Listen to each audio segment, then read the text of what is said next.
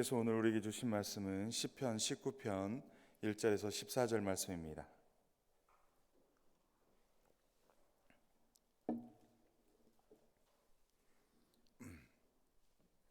시편 19편 1절에서 14절 우리 함께 봉독하도록 하겠습니다. 시작. 하늘이 하나님의 영광을 선포하고 궁창이 그의 손으로 하신 일 나타내는도다. 날은 날에게 말하고 밤은 밤에게 지식을 전하니 언어도 없고 말씀도 없으며 들리는 소리도 없으나 그의 소리가 온 땅에 통하고 그의 말씀이 세상 끝까지 이르도다. 하나님이 해를 위하여 하늘에 장막을 베푸셨도다. 해는 그의 신방에서 나오는 신랑과 같고 그의 길을 달리기 기뻐하는 장사 같아서 하늘 이 끝에서 나와서 하늘 저 끝까지 운행하며 그의 열기에서 피할 자가 없도다. 여호와의 율법은 완전하여 영혼을 소생시키며 여호와의 증거는 확실하여 우둔한 자를 지혜롭게 하며 여호와의 교훈은 정직하여 마음을 기쁘게 하고 여호와의 계명은 순결하여 눈을 밝게 하시도다. 여호와를 경외하는 도는 정결하여 영혼까지 이르고 여호와의 법도 진실하여 다 의로우니 금 곧 많은 순금보다 더 사모할 것이며 꿀과 송이꿀보다 더 달도다. 또 주의 종이 이것으로 경고를 받고 이것을 지킴으로 상이 크나이다. 자기 허물을 능히 깨달을 자 누구리요? 나를 숨은 허물에서 벗어나게 하소서. 또 주의 종에게 고의로 죄를 짓지 말게 하사 그 죄가 나를 주장하지 못하게 하소서. 그리하면 내가 정직하여 큰 죄가에서 벗어나겠나이다. 나의 반석이시요 나의 구속자이신 여호와여, 내 입의 말과 마음의 묵상이 주님 앞에 연락되기를 원하나이다. 아멘. 개인적으로 묵상한 시간 갖도록 하겠습니다.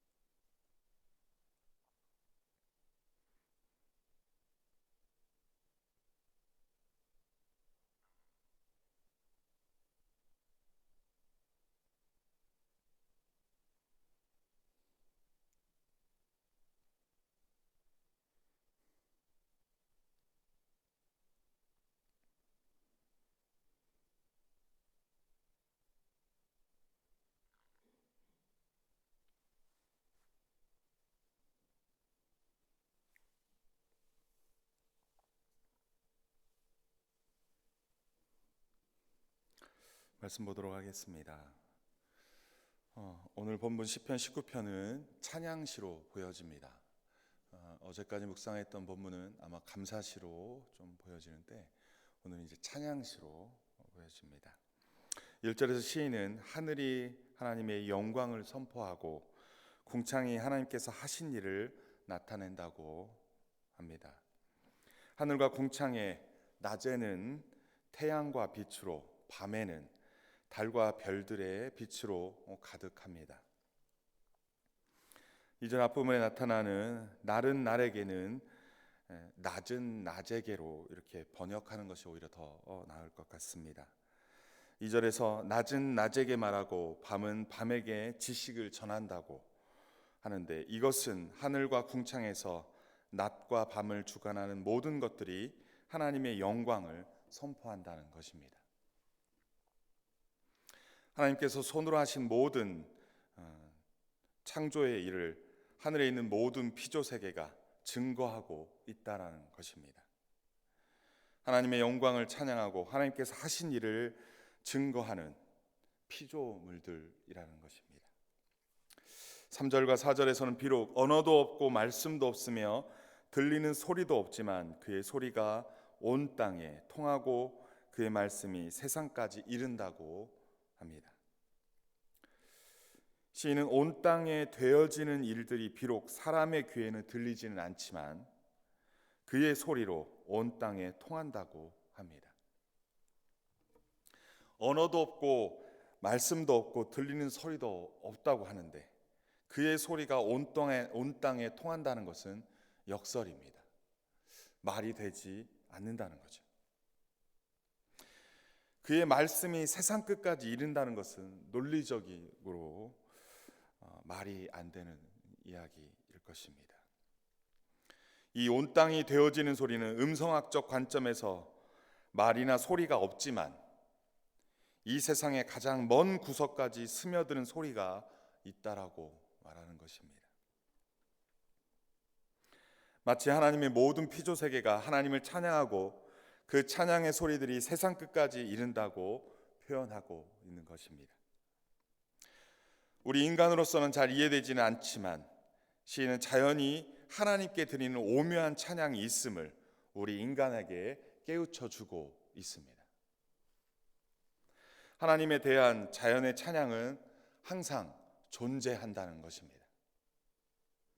지금 시인은 자연을 하나님을 계시하는 수단으로 우주 속에서의 하나님에 대한 찬양이 존재함을 지금 증명하고 증거하고 있습니다. 4절 하반절부터 6절에서는 하나님이 해를 위하여 장막을 베푸셨다라고 말씀합니다. 이 표현은 밤이 되면 태양이 하나님께서 태양을 위해 만들어 놓은 장막에 들어가서 휴식을 취했다가 아침이 되면 휴식처로부터 나온다고 말합니다. 이건 마치 신방에서 나오는 신랑과 같다는 것입니다. 그리고 신랑은 신방에서 나와 그 길을 달리기 기뻐하는 장사 같아서 하늘 이 끝에서부터 저 끝까지 운행하여 그 열기를 땅에 있는 모든 생물에게 생명력을 전하는 것과 같다고 합니다. 이것은 자연을 인격화하고 그 자연이 하나님의 창조 질서에 따라 순응하며 하나님을 찬양하는 묘사를 하고 있습니다. 고대 근동에서는 하늘의 해와 달, 별들을 신격화하는 모습이 보여집니다. 그런데 오늘 시에서는 자연의 모든 피조 세계가 다 하나님을 찬양하고 그 하나님의 영광을 찬양하고 하나님께서 하신 일들을 증거하고 있다라고 지금 말하고 있습니다. 그 모든 자연 세계가 하나님을 찬양하는 그 모든 것들로 증거하고 있다라고 말하고 있습니다. 인간을 빼놓고 모든 피조 세계는 하나님의 영광을 찬양하고 하나님이 행하신 그 모든 일들을 증거하고 있습니다. 오늘날 우리 인간들도 하나님의 영광을 찬양하며 하나님께서 하신 모든 일들을 증거하고 선포하는 일을 행해야 할 것입니다. 자연들도 그 모든 피조 세계도 하나님을 찬양, 자연 속에서 나타나는 하나님의 영광을 증거하는데 우리들조차도 하나님을 기뻐하며 그 영광을 찬양하는 우리 모든 일생의 삶들이 되기를 주님으로 간절히 축원합니다. 7절부터 14절은 시인이 시선을 바꾸어 여호와의 율법, 곧 여호와의 가르침인 토라를 찬미하고 있습니다. 먼저 7절에서 9절까지 여호와의 가르침인 토라를 다양한 언어로 표현하고 있습니다. 여호와의 율법, 여호와의 증거, 여호와의 교훈, 여호와의 계명, 여호와를 경외하는 도, 여호와의 법이라고 다양하게 표현합니다. 이러한 하나님의 말씀은 완전하여 7절에서는 영혼을 소성시킨다고 말씀하고 있습니다. 하나님의 말씀은 영혼을 살리는 말씀이다라고 증거하고 있습니다. 7절부터 11절까지에 있는 부분을 제가 대독하도록 하겠습니다. 여호와의 증거는 확실하여 우둔한 자를 지혜롭게 합니다. 여호와의 교훈은 정직하여 마음을 기쁘게 합니다. 여호와의 계명은 순결하여 눈을 밝게 합니다. 여호와를 경외하는 도는 정결하여 영원까지 이르게 합니다. 여호와의 법은 진실하여 의롭습니다. 아멘입니까? 이 여호와의 가르침이 영혼을 소생시키며 인간을 살아가기에, 그리고 기쁘게, 복되게, 온전케 그렇게 행하는 말씀드림을, 가르침임을 이 시인은 지금 찬미하고 있습니다. 따라서 여호와의 가르침은 순금보다, 금보다 순금보다 더 만족스러우며 꿀보다 달콤하고 흘러넘치는 송이꿀보다 더 달콤하다고 시인은 고백하고 있습니다. 아마도 말씀으로 인하여 그 영혼이 소생케 되는 것을 경험한 사람은 정말로 이 말이 무슨 말인지 공감하고 동의하고 감격하고 그렇게 할 것입니다. 여호와의 말씀으로 인하여 살아난 자, 여호와의 말씀으로 인하여 그렇게 삶이 복된 자들은 그렇게 증거할 수 있을 것입니다. 시인은 그렇게 지금 표현하고 증거하고 있는 것입니다. 뿐만 아니라 시인은 하나님의 가르침으로 인하여 경고를 받고 그 말씀을 지켜서 받는 상이 크다고 고백하고 있습니다.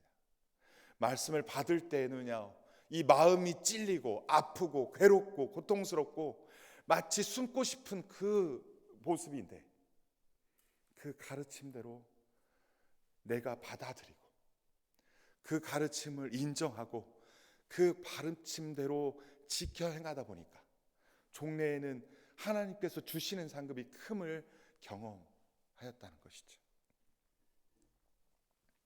하나님의 말씀은 우리를 못 움직이게 얽매고 구속하는 것이 아닙니다.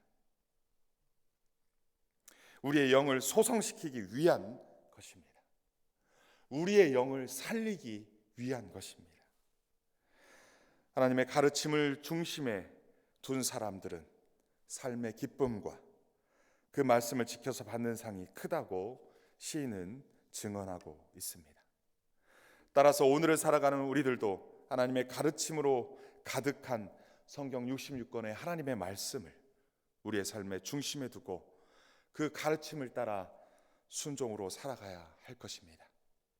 우리의 영을 소성시키시며 우리의 우둔함을 지혜롭게 하며 우리를 정직하게 살아가게 하셔서 마음을 기쁘게 하며 우리를 순결하게 하여 우리의 어두워진 눈을 밝게 하며 우리를 정결하게 하여 영원까지 이르게 하며 우리를 진실하게 하여 의롭게 하는 능력이 이 하나님의 가르침 가운데 있음을 우리가 확실하게 신뢰하고 그 말씀 따라 살아가는 저와 우리 모두가 되기를 주님의 이름으로 축원합니다. 이것 자체가 큰 상급임에도 불구하고 하나님께서는 반드시 이 말씀을 통하여, 이 가르침을 통하여 우리의 온전한 구원을 이루실 줄 믿습니다.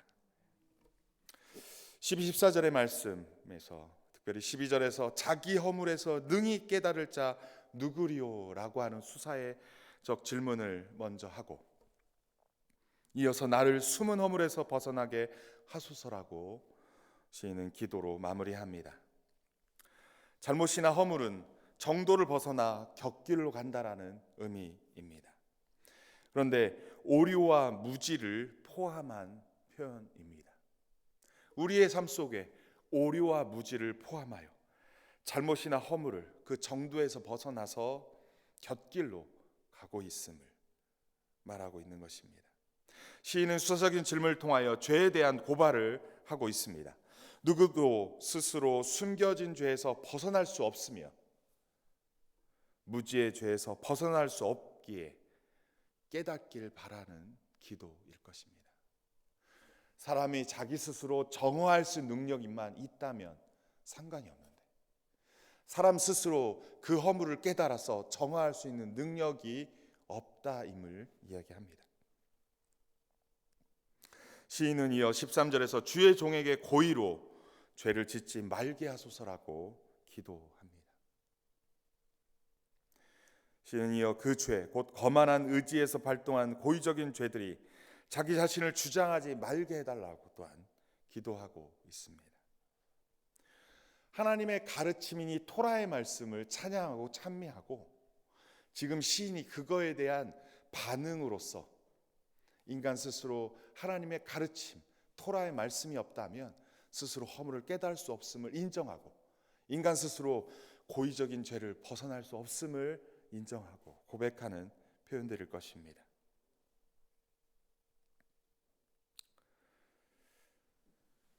그리해 주신다면 시인은 자신이 비난받지 않을 것이고 큰 죄에서 벗어날 것임을 고백하고 있습니다. 시인은 자신을 주의 종이라고 낮추면서 자기 삶이 하나님 앞에서 온전하고 결백하기를 구하고 있습니다. 저는 이 12절의 수사적인 질문에 많은 공감을 합니다. 자기 허물에서 스스로 깨달을 자가 누가 있겠습니까? 그렇습니다. 하나님의 말씀이 없다면 스스로 자기 허물을 깨달을 자가 없을 것입니다.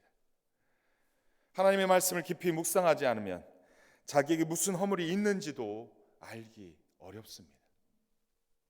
인간은 지극히 자기중심적입니다. 어찌 보면 상대를 배려하고 섬긴다 하더라도 자기 허물을 허물로 보기 어렵고, 자기의 정당성을 끊임없이 주장만 해갈 것입니다. 따라서 하나님의 말씀 앞에서 근신하는 태도가 없다면 그 허물을 알 수 없게 됩니다. 오늘날 우리들도 하나님의 말씀 앞에 자신을 뒤돌아보고 점검하며 자신의 허물을 살필 줄 알아야 할 것입니다. 우리의 고집으로 무지하고 잘못된 길로 더 이상 나가지 말고 하나님의 말씀으로 하나님의 뜻을 살피고 자기 자신을 돌아보아야 할 것입니다. 그래서 무지를 깨닫고 하나님의 지혜로 나아가야 할 것입니다. 따라서 하나님의 말씀을 날마다 묵상함으로 숨은 허물에서, 자기만 알고 있는 그 허물에서 벗어나야 할 것입니다. 고의로 짓는 죄를 더 이상 짓지 말아야 할 것입니다. 그 죄가 나를 주장하지 못하도록 해야 할 것입니다. 그리하여야 주의 종으로서 정직하여 큰 죄가에서 벗어나게 하실 줄 믿습니다. 그리고 약속대로 마침내 큰 상급을 주실 줄 믿습니다. 하나님의 가르침을 받아 지키어 그 모든 은혜를 받아 누리시기를 주님의 이름으로 간절히 축원합니다. 이 모든 것이 하나님의 말씀의 지배를 받고 통치를 받고 다스림을 받을 때 우리의 힘으로 할 수 없기에 그렇게 행함으로 하나님이 이루어 가시는 은혜인 줄 믿습니다. 끝으로 14절 말씀 우리 한 목소리로 함께 합독하도록 하겠습니다. 시작. 나의 반석이시요 나의 구속자이신 여호와여, 내 입의 말과 마음의 묵상이 주님 앞에 연락되기를 원합니다. 아멘. 이 찬양이 있죠. 나의 입술의 모든 말과 나의 마음의 묵상이 주께 연락되기를 원하네.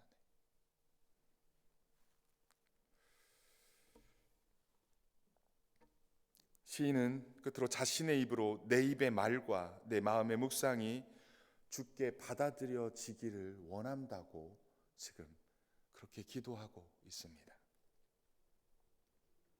우리의 일상의 말과 마음의 묵상이 하나님께서 기뻐하시는 향기로운 제물이 되게 해달라고, 향기로운 제물로 올려지게 해달라고 기도하고 있습니다. 묵상은 마음의 생각과 계획을 포함합니다. 내 일상의 생각 속에서, 일상의 그 묵상 속에서 되어지는 생각들이, 되어지는 그 계획들이 하나님 앞에 올려지는데요, 그것이 향기로운 제물로, 그것이 기뻐 받아들여지기를 기도한다는 것, 이것이 얼마나 하나님과의 친밀한 관계, 온전한 관계가 되는지 모르겠습니다. 정말 우리의 일상의 삶이 이러한 기도가 되기를 소원합니다. 하나님과 아주 깊은 관계에서 나올 수 있는, 하나님과 아주 깊은 친밀감이 있는 고백이지 않을까 싶습니다. 하나님과 그러한 나의 생각조차, 나의 입술의 고백조차 그 모든 것들이 하나님께 올려지는 향기로운 제물, 그러한 일상들이 되기를 주님의 이름으로 축원합니다. 하나님의 가르침을 따라 순종으로 살아가는 하나님의 사람, 하나님의 인격적 관계가 아주 친밀한 하나님의 사람, 오늘날 우리가 바라고 이루어야 될 하나님과의 관계인 줄 믿습니다. 이러한 하나님의 사람들이 다 되시기를 주님의 이름으로 간절히 축원합니다. 오늘 본문에서 하나님은 어떤 분이십니까?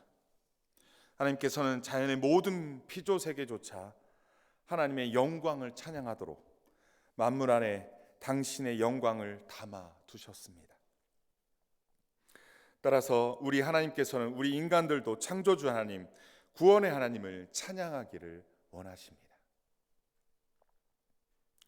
하나님께서는 우리 자신들이 하나님의 가르침인 성경을 통하여 자신의 허물을 깨닫고 고의적인 죄나 큰 죄에서 떠나 하나님의 가르침을 따라 순종하여 하나님의 상급을 받기를 원하십니다. 우리의 일상의 말과 마음의 묵상이 하나님께 연락되는 삶의 예배가 이루어지기를 원하십니다. 우리 모두 일상에서도 하나님을 찬미하고 하나님의 가르침인 그 말씀을 묵상하고 그 말씀이 인도하시는 대로 순종함으로 하나님께서 우리를 향한 뜻이 이루어지고 하나님의 상급을 온전히 받아 누리는 은혜가 저와 여러분 모두에게 있기를 주님의 이름으로 축원합니다. 주신 말씀 붙잡고 함께 기도하도록 하겠습니다. 오늘 이 말씀을 우리에게 하나님께서 왜 주셨는지 생각해 보았습니다. 자연의 모든 피조세계도 하나님의 영광을 찬양한다고 합니다. 언어도 없고 말도 없고 우리는 들려지진 않지만 이해할 수 없는 소리들로 하나님을 찬미한다고 합니다. 이것이 모든 피조세계의 온전한 모습일 건데 우리는 코로나로 인하여서 약 석 달 가까이 어찌 보면 하나님 안에서 이 예배당에 나와서 예배하는 일이 그렇게 행해지지 못하는 사람들이 너무나도 많았습니다. 하나님 아버지, 나의 일상이 하나님을 찬양하는 일상 되게 하소서. 하나님의 말씀을 매일 묵상하여 그 가르침을 따라 순종으로 살아가게 하소서. 나의 입술의 모든 말과 나의 마음의 묵상이 주께 연락되는 삶 되게 하소서. 이 시간 이 말씀 붙잡고 합심하여 함께 기도하겠습니다.